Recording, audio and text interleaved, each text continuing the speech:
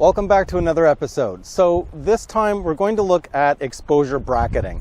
Now, with exposure bracketing, unfortunately, Pentax does not have it where it's built in order to combine the multiply exposed images into one final image. So you will need post-processing in order to merge those images together. However, there is a way around it if you want to just have it straight out of the camera. You're, pressed for time, you don't have the time to go in to post-process everything. You can use the auto HDR mode, which I've tested back to back, and the auto HDR does the exact same thing as exposure bracketing. So you can set the exposure bracketing to plus minus 1 EV. So you've got -1, 0, +1. You can go all the way up to 5, I believe. And you can do the same thing with the HDR. And the way it captures the images, they are absolutely identical. The only difference is HDR will combine those images into one final image, which will save you time. So what I have is a small setup here. I'll show you. So I basically have this small setup, as you see here. I've got my Pentax K3 Mark III, the HD DA55-300 PLM. We've got these this fallen tree here, and then you have all that in the background. There's a slight bit of cloud way up there you can't really see. So we're going to look at exposure bracketing versus the HDR mode, and they're basically, as I said, they're the exact same thing. At the end of the day, they do the exact same purpose. However, with the HDR mode, you can get, the crazy super HDR mode that has like the outlines around things that just looks AI generated in a poor fashion. I do not personally use that. I use the auto because that one keeps it real, in a matter of speaking. So, all right, let's just get into how to set this up, because the way you set them up is actually a bit different. So the exposure bracketing has a couple of parameters, and let's just get into it. Okay, so to set up your exposure bracketing, you just want to press up on the four-way controller, and that'll bring your drive mode options. And you want to go down to this one here, which is drive bracketing. And as you'll see, there is a 2, a 1, and a 3. So that is the current sequence of shots that will be taken. You can adjust that by pressing the info button, and you can change the order as you see here. Generally, I leave the order as -, 0, and then plus. So your underexposed image, your base proper exposed image, and then your overexposed image. That's usually how I set it. And you'll notice that once I do that, those numbers change. So now you have 1, 2, and 3, right? So if we go back into info and change that again, and we'll do plus, 0, minus, and you'll see the first shot will be the one that's overexposed, and then the second shot will be the one in the center, and then the third shot will be the one that's on the underexposed side. And you can use the front and rear control dials to adjust other parameters. So you want to adjust the amount of exposure compensation on the plus and minus sides. You can go all the way up to plus +5 with every rotation of the dial. You can go as low as, what was that, 0.1? And with the front dial, you can change how many shots are going to be taken. So if we move down one level, you have your base exposure and then just one underexposed. Keep going down. Now you have your base exposure and your overexposed image.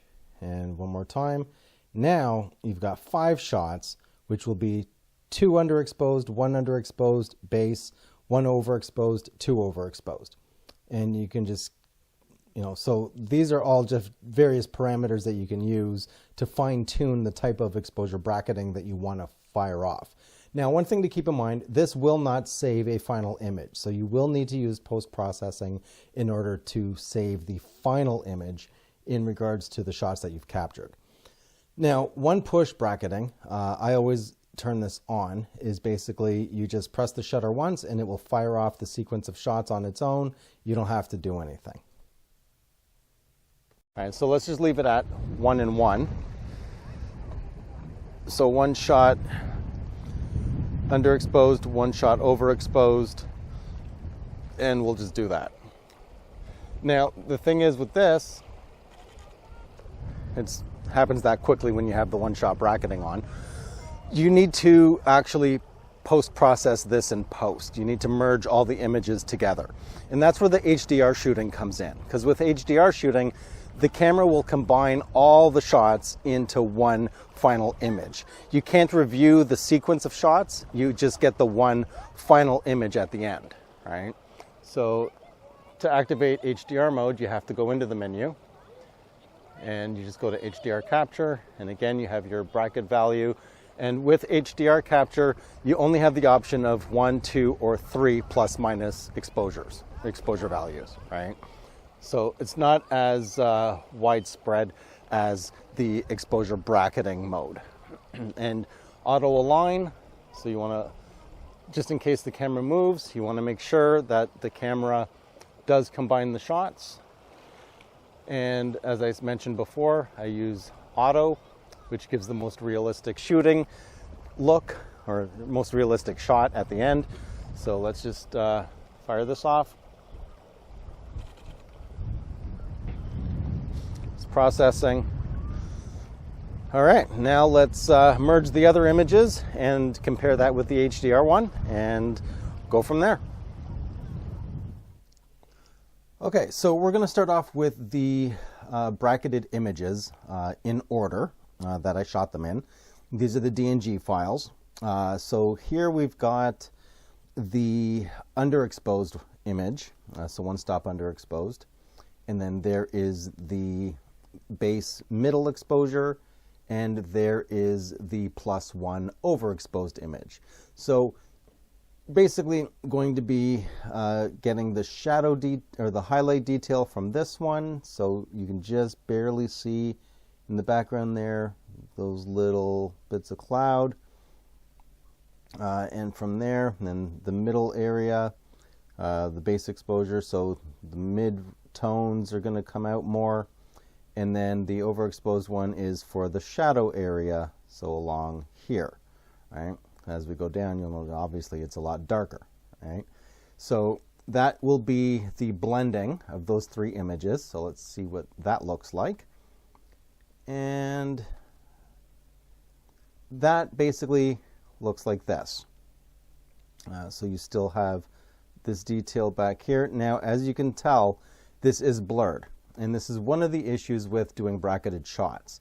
The problem is, as for the situation I was in, the gusts of wind were absolutely insane. A couple times I thought I was going to get blown over. With that said, those microscopic movements from a tripod, because you're taking 3 separate shots and the camera does not stitch them, sometimes you just can't quite get it lined up because, I mean, the detail from way back here is just too far off. This isn't as bad. It's still not perfect. I could not get this lined up 100% perfectly for some reason, but that's not really what this video is about. It's about combining the images together to get something like this. Now, this is the HDR shot, right? With the bracketed shot, which is this one, I did make some adjustments. So I dropped the saturation down to 14%. I brought vibrance up to 24%. Let's see. I dropped the tone compression down, and I brought the exposure down slightly as well. Okay. Now, if I put this back to standard, which was 0, so let's put that to 0, and let's just bring this back to where it originally was at 50. There we go. I'll leave the saturation and vibrance the way they are.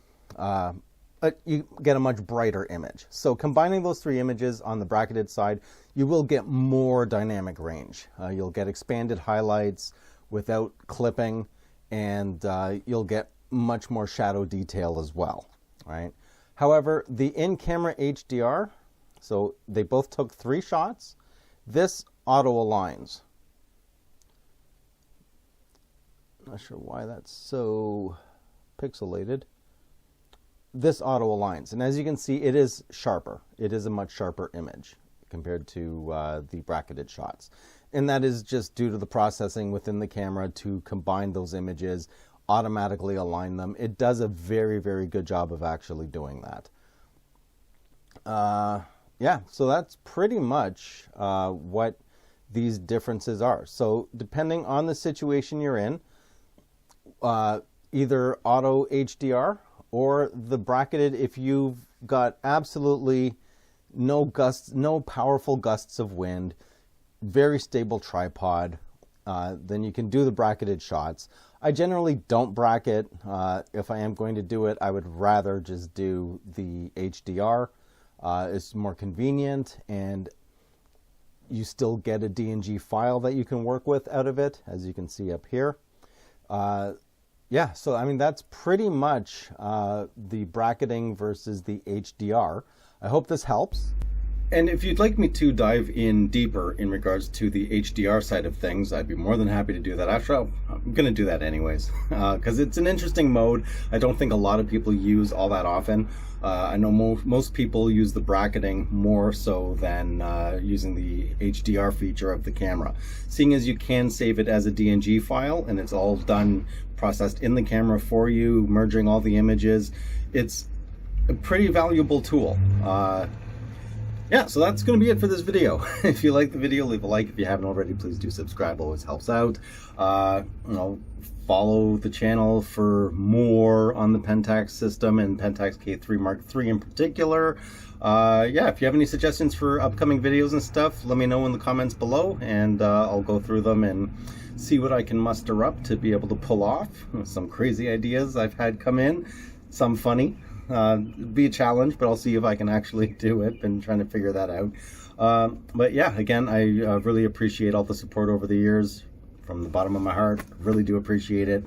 Thank you all again. And don't forget, there is the membership side of the channel as well, where you will get early access to videos, members exclusive videos, access to my camera settings and things like that for the Pentax K3 Mark III, and some other perks on top of that. So yeah, anyway, hope you enjoyed the video, and that's gonna be it. I'm gonna go.